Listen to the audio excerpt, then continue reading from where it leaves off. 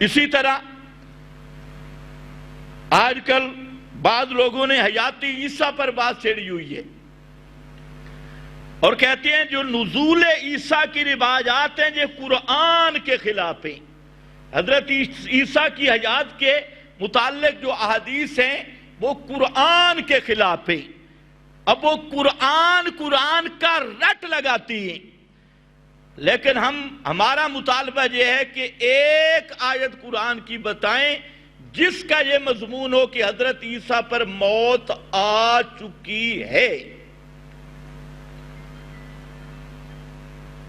30 پارے والے قرآن میں اگر کوئی ایسی آیت مل جائے کہ حضرت عیسیٰ پر موت آ چکی ہے تو پھر تو تمہاری بات ٹھیک ہے کہ جن روایات میں حیات عیسیٰ کی بات یا نزول عیسیٰ کی بات ہے پھر آپ کہہ سکتے ہیں یہ قرآن کے خلاف ہے. لیکن پورے ذمہ داری سے کہہ رہا ہوں کہ 30 پارے والے قرآن میں ایک آیت بھی ایسی نہیں جس کا یہ معنی ہو حضرت عیسیٰ پر موت آ چکی ہے. ایک آیت بھی ایسی نہیں. تو اب جن احادیث میں نزول عیسیٰ کی بات ہے، حیات عیسیٰ کی بات ہے، وہ قرآن کے خلاف کیسے ہوں گی بھائی؟ قرآن کے مقابل کیسے ہوں گی؟ اس پہ ڈانس کرنا کہ ہم تو جی قرآن پڑھتے ہیں تو ہم کہتے ہیں ذرا پڑھنا قرآن. حضرت عیسیٰ پہ موت آ گئی ہے، وہ کون سی آیت ہے ہم بھی دیکھیں، پڑھ قرآن. اب آگے سے کیا جی انی متوفی کا. انی متوفی کا بھئی انی متوفی کا معنی کر. انی متوفی کا جو بھی معنی کر، یہ متوفی یہ اس میں فاعل ہے اور اس میں فاعل کا معنی کیا ہے؟ ماضی والا نہیں. یہ تو صرف ناب پہلا سال پڑھنے والے سمجھتی ہیں. ضاربن کا کیا معنی ہے؟ اسم فاعل کا معنی کیا ہوتا ہے جی؟ ایسے جاہل لم یبج ہیں کہ انہوں نے صرف ناب کی ابتدائی کتابیں نہیں پڑھی، انہوں نے اسم فاعل کو ماضی والا معنی لے لیا. متوفی کا کیا مطلب؟ میں فوت کرنے والا ہوں تجھ کو. کیا معنی ہوگا؟ میں فوت کرنے والا ہوں. تو اس کا کیا معنی کرو گے؟ موت آ گئی. اب دجل دیکھیں عوام کو گمراہ کرنے. جی توفی کا معنی کیا ہے بھئی؟ توفی کا جو مرضی معنی کرو. متوفی کا کیا معنی ہے؟ توفی کا جو مرضی معنی کرتے رہو. مسئلہ یہ ہے متوفی کا معنی کیا ہے. پھر یہاں پر متوفی کا توفی کے 3 معنی تھے. توفی کا معنی ہوتا ہے اخذ الشیء وافیاً، کسی چیز کو پورا لینا. یہ اس لیے میں تھوڑی وضاحت کر رہا ہوں کہ پچھلے دنوں ادھر بھی ایک محقق آیا اور یہ محقق ہوتے کاف کراچی والے.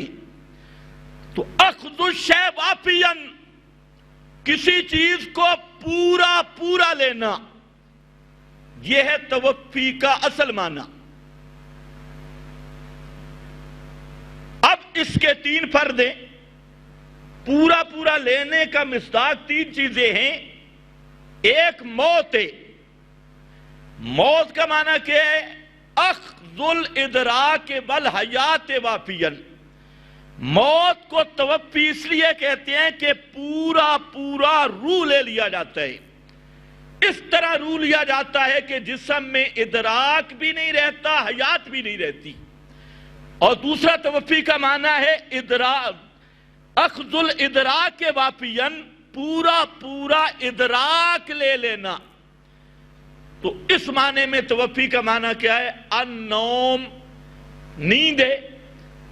اخذ الادراک وافیاً، لیکن معنی وہی اخذ الشیء وافیاً نے. تمام مفسرین اہل لغت نے یہی معنی اس کا کیا. خیر، اس کے بعد تیسرا معنی ہے پورا پورا لے لینا. اب وہ معنی کہاں ہے؟ مفسرین نے تو کیا، لیکن میں قرآن سے بیان کرنا چاہتا ہوں. حالانکہ قرآن لغت کی کتاب نہیں، اور یہ ضروری بھی نہیں کہ ہر لغوی معنی قرآن میں آئے.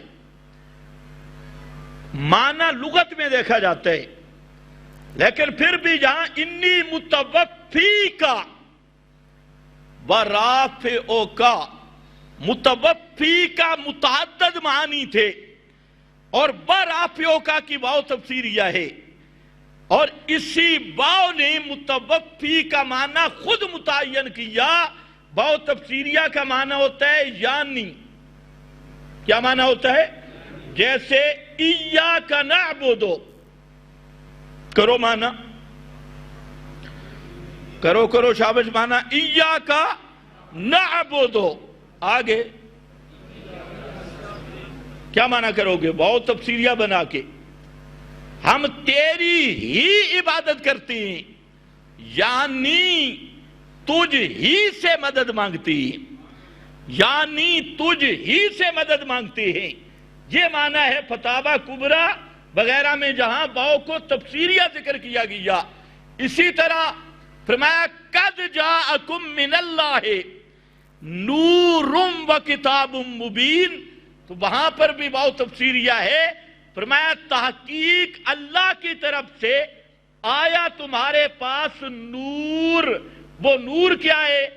وَكِتَابٌ مُبِينٌ، یعنی کتاب واضح، یعنی کتاب واضح. قرآن مقدس انزلنا الیکم نورا مبینا آمنوا بالذی آمنوا باللہ ورسولہ وبالنور الذی انزلنا.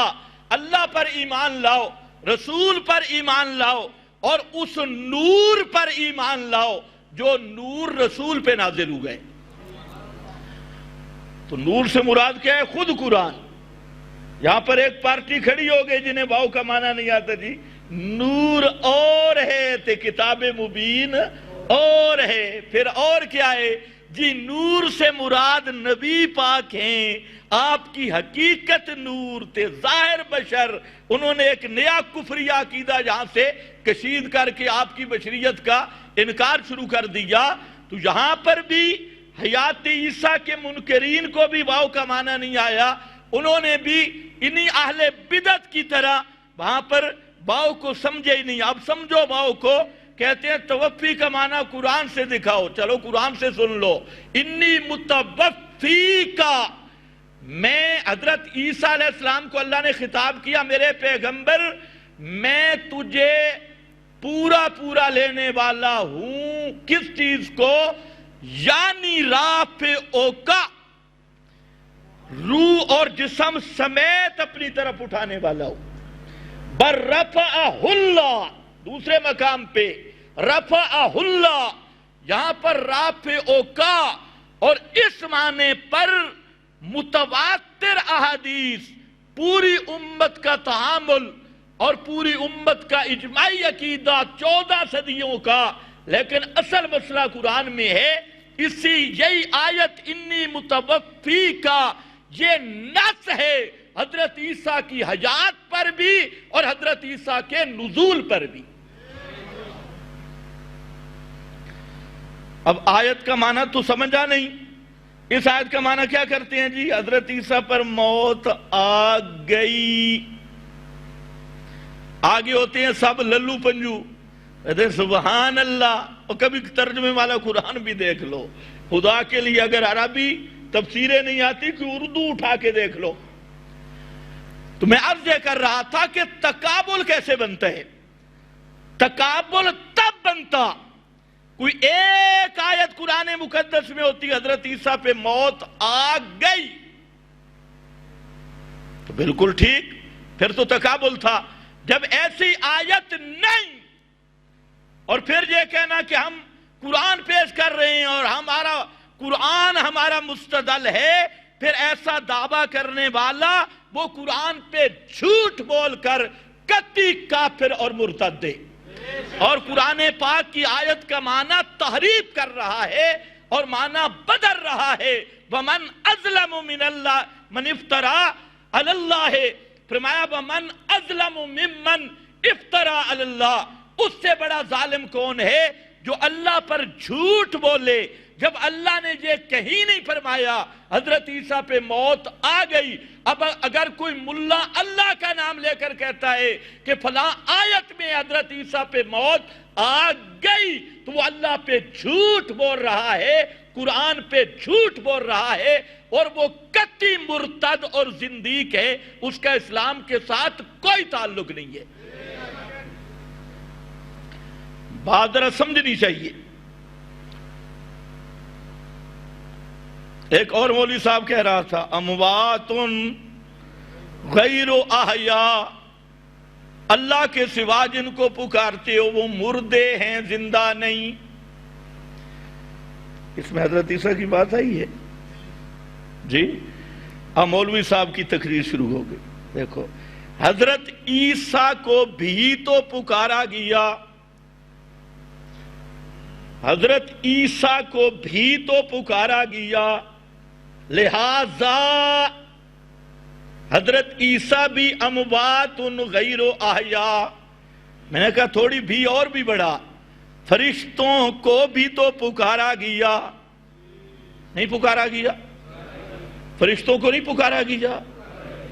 اب لوگ نہیں پکارتے، تعویذ کھول کے دیکھو پتہ چلے، یا جبریل یا میکائیل یا اسرائیل، کوئی نہیں لکھتا پتہ نہیں ڈر کی وجہ سے، یا جبریل یا میکائیل، تو فرشتوں کو بھی پکارا گیا۔ اب مولوی صاحب کو کہنا چاہیے جی فرشتے بھی مردہ ہیں، فرشتے اپنی، اور یہ جو زندہ پیروں کو پکارا جا رہا ہے پھر کیا ہوگا؟ فرشتوں کو پکارا جا رہا ہے پھر کیا ہوگا؟ اب آیت کا ایک معنی غلط کر کے پھر خود پھنسیں گے، تو اس لیے میرا بھائی اس آیت کے دو معنی ہیں۔ ایک معنی کیا شاہ عبد القادر نے، اللہ کی رحمت ہو شاہ عبد القادر پر، ایسا معنی کر گیا اور خدا کی قسم موتی پر ہو کے رکھ دیے۔ شاہ صاحب کہتے ہیں شاید یہ آیت ہے ہی ان کے بارے میں جو مرے ہوئے بزرگوں کو پوجتے ہیں، جو مرے ہوئے بزرگوں کو پوجتے ہیں، یہ زندوں کے لیے ہے ہی نہیں۔ اور میں کہتا ہوں یہ شاہ عبد القادر کی بات بڑی وزنی ہے، کیونکہ آگے کیا ہے؟ یبعثون، ایانا یبعثون، سیاق کے مطابق یہ ہے ہی ان کے بارے میں جو مرے ہوئے بزرگوں کو پکارتی، اور جو مرا نہیں، فرشتے ابھی مرے نہیں، حضرت عیسیٰ بھی مرے نہیں، تو یہ حضرت عیسیٰ اور فرشتوں کو شامل ہی نہیں۔ یہ آیت ہے ہی ان کے بارے میں جو فوت شدہ بزرگوں کو پکارتے ہیں۔ شاہ عبد القادر نے قرآنی سیاق پر یہ معنی کر کے کمال کا معنی کیا ہے، اور معنی بنتا بھی یہ ہے۔